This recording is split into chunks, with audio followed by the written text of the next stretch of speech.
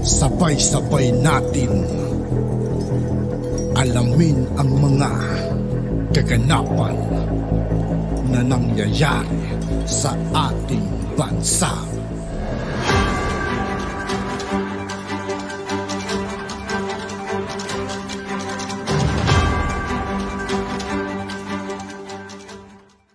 Yo, what's up mga kaibigan? This is Aituki po again. Ngayon nandito naman ulit tayo sa channel ni Pinas News Insider. Dito naman ulit tayo magbibigay ng komento at reaksyon, kaya samahan nyo ako guys. Let's go! Ito ang balita ngayon. Viral ngayon sa mundo ng social media. Ang umano'y balitang mga senador nagbabala na sisibakin at ipapakulong kung sino ang nagpakalat ng impormasyon at kung anong nangyari sa ginawang executive session sa Senado. Pero bago ang lahat, kung bago ka pa lamang sa lahat ng hindi pa nakasubscribe mga kaibigan kay Pinas News Insider, mag-subscribe na po tayo at huwag nyo rin pong kalimutan mag-subscribe dito sa aking channel. Ang sa aming channel, please huwag kalimutang mag-subscribe at i-click ang notification bell para mas maging updated ka palalo sa lahat pa ng bagong video na i-upload namin. At eto na nga mga kababayan, pinaiimbestigahan na ng mga senador sa Senate Committee on Ethics ang nakarating sa media na detalye mula sa isang executive session at maari di umanong ma-expel ang kung sino di umano sa mga senador ang responsable sa likod ng paglabas nito sa publiko. Ito'y matapos pumalag si Senator Jinggoy Estrada sa plenaryo nang lumabas ito sa artikulo ng Politico.com ang tungkol sa siyam na senador na di umano'y sumuporta sa pagbabalik di umano ng confidential fund budget ng Office of the Vice President at Department of Education na parehong pinamumunuan ni Vice President Sara Duterte. Kaya Senator Jinggoy Estrada, uminit ang ulo. Ayon sa kanya, dapat ipatawag sa Senado ang media outlet at ilahad sa kanila kung sino ang lumabag sa batas at nag-leak sa detalye ng kanilang ginawang executive session. At Senate Majority Leader Senator Joel Villanueva, inilahad ang nilabag na batas. Ito ay sa ilalim ng Section 129 ng Senate Rules. Sinumang senador ang lumabag ay maaring ma-expel sa Senado sa 2/3 votes ng lahat ng mga senador. Dahil dito, Senator Bato de la Rosa tila sumabog sa galit at buong tapang na ipinahayag sa plenaryo na dapat managot ang responsable sa pag-leak ng impormasyon at tila nagdududa na ito sa kanyang kapwa senador at sa mga taong nasa loob ng executive session. Wala di umanong pakialam ito kung masira ang kanyang pangalan, basta't malaman kung sino ang nag-violate at kung maaari ikulong di umano ang media outlet hanggat hindi nito sinasabi kung sino ang nagbigay ng impormasyon dito. Samantala, hindi naman mapigilan ng marami sa ating mga kababayan na magbigay ng kanilang hinaingat komento sa mundo ng social media. At ayon pa sa kanila, dapat ituro at pangalanan agad yung senador na yan o kung sino man yan. Dapat managot siya sa batas. Siguro ang naglabas ng leak na yan ay kontra kay VP Sara Duterte.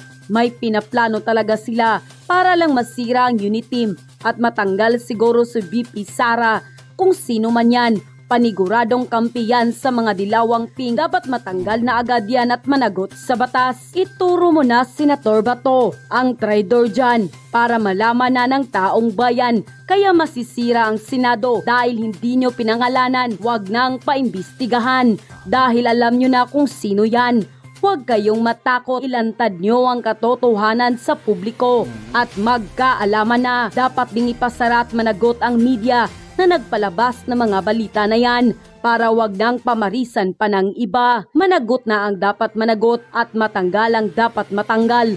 Traidor sa bayan yan. Wala namang ibang baguhan dyan kundi si Rapi Tulfo at Senator Ben Padilla at siguro ang mga staff dyan sa loob ng Senado. Dapat na talagang ituro ang pangalan ng traidor dyan at ilantad sa publiko nang malaman na ang katotohanan. Kaya panawagan naming mga ordinaryong tao lang na managot yan at makulong dapat. Grabe, Dapat matanggal na kaagad yan at makasuhan ang traidor na yan. Kitang-kita sa mata at pahayag pa lang ni Senator Bato na alam niya na kung sino yung traidor na yan. Wala namang ibang baguhan na senador dyan sa Senado. Kaya alam na natin kung sino yan. Tandaan nyo, walang lihim na hindi mabubunyag. Lalabas din ang katotohanan. Nagwawala po sa galit, no? Ito pong si Jinggoy Estrada, Senator Jinggoy Estrada. Dahil ang tagal niya na raw po sa Senado, ngayon lang may nag-leak sa kanilang tinatawag na executive session. Okay. Punta po tayo rito sa Senado. Yung binalita po natin kaninang hapon na may 9 na senador, no? Nilik. Di ba may nag-leak sa Politico. Binanggit nila yung source natin Politico Nag-leak po ito daw sa hindi yan. Yung isang balita. Yung kaninang binalita natin na 9 na senador yung balak ibalik yung ating 9 na senador yung may balak magbalik ng ating saan ba yun? Basta sa Politico yun Nagalit po si Senator Jinggoy Estrada. Alam niyo kung bakit? Sabi ni Jinggoy, etong mga pinag-usapan natin, yan palang tungkol dyan, no? Sa executive session pala yan. For the first time. Sa executive session ng Senado at saka kahit na ng Kongreso. Alam niyo po, walang nakakalabas doon, no? Walang nakakalabas doon pag sinabi po ng Senado na executive session, lihim po yun para sa kanila lang. Tinalakay po dun. Galit na galit po si Jinggoy. Bakit nyo nilik sa media? Yung akala natin, kwentuhan lang, yung pala, pinag-usapan talaga yun. Sa executive session po, bawal pong ilabas yun. Maliwanag po yung rules. Sino mang senador, na nagpatunayan na nag-leak nung pinag-usapan nila sa executive session, pwede pong matanggal sa pwesto sa botong 3/4 ng Senado. Ganun po kalala yun. Yung paglabag na yan. Teka lang, nagtataka lang ako. Sabi ni Jingo, inulit-ulit niya. Ang tagal ko ng senador. Matagal na tayo nag-executive session. Walang nakakalabas kahit na ano. Ngayon lang. Ngayon lang? Teka muna. May mga bago bang senador na ngayon lang naging senador? Wala akong maisip. Di ba? Pucha, grabe yun. Delikado po yan kasi alam niyo po mga pinag-uusapan dyan, mga confidential. Tignan nyo confidential. Ibig sabihin, bawal malaman ng marami. Bawal malaman ng, bukod sa mga senador, wala na dapat ibang makaalam. Kaya iimbestigahan po nila to. Yung kinuna natin ng source kanina na politiko, isasalang nila sa Senado kung saan nila nakuha yung source nila. At pag senador po yan, pwede po nilang isalang yan by 3/4. Pwede po matanggal yung senador na yan. Kasi mga pinag-uusapan po dyan sa executive session, mga ano po mga talagang pwede pong makasira sa bayan, pwede pong ikabagsak ng Pilipinas, no? Katulad niyan, galit na galit sila. Pinag-usapan lang natin yung executive, paano na palabas. So, totoo po yun. Meron talagang mga senador na gustong ibalik yung confidential fund. Hindi na po yan. Katapusan ng mundo. Hindi na po biro yun, no? Yung executive session ay ilik na sa media. Wala na po ngayon. Sabi nga ni Senator Bato, isa sa kanyang mga reaction dun. Mahirap na po ako, parang ayaw ko na magsalita sa executive session. Meron palang naglilik, no? Nung mga pinag-uusapan natin ay pwede na palang iparating ngayon sa media. Kaya talagang maling-mali po 'yun, no?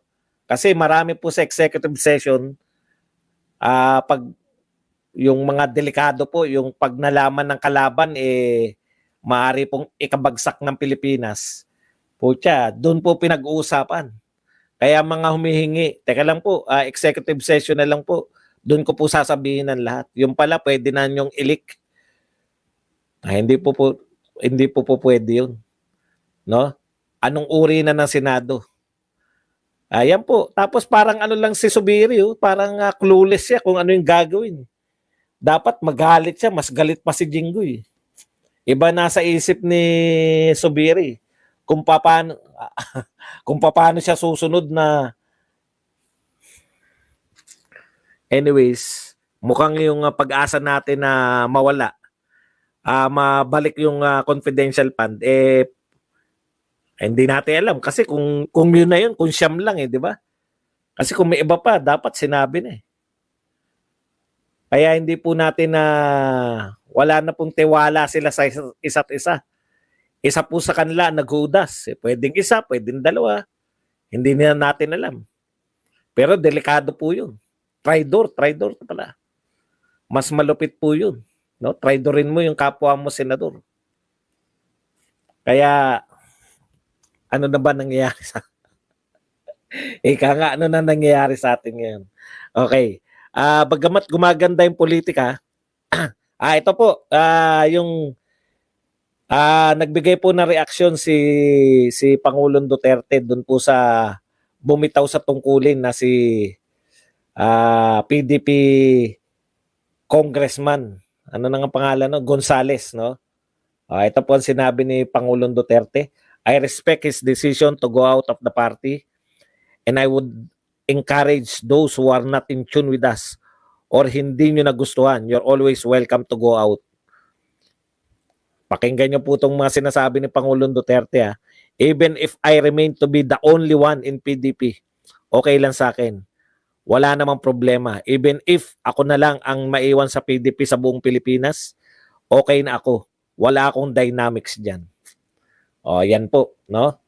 Siyempre, ginagalang niya, bagamat aminin ba ni Pangulong Duterte? Pero sa tagal na po sa politika ni Pangulong Duterte, alam niya na yan, no? Balik kung paano nagbaliktaran yung mga congressman na yan papunta sa kanya noon nung siya pa ang presidente. Alam niya na yan, tagal na sa politika ni Pangulong Duterte.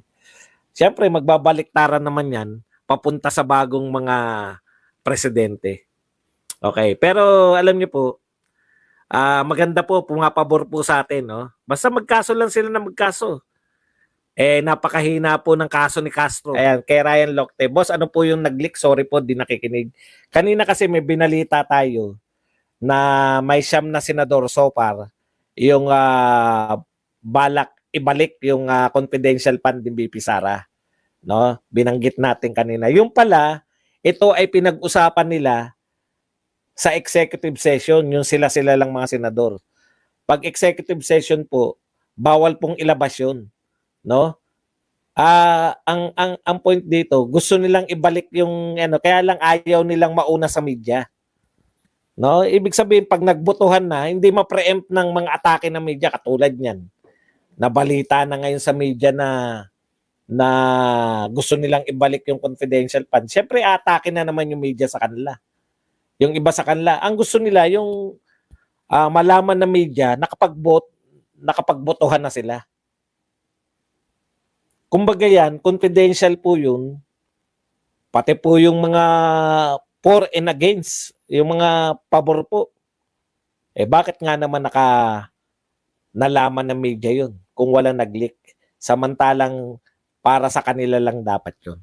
Okay? Tanong-tanong lang Duterte lang talaga kaya namuno ng maayos sa Pilipinas kasi daming matigas ulo. At yun na nga mga kababayan. At yun nga po mga kaibigan, dito po nagtatapos ang ating reaction video.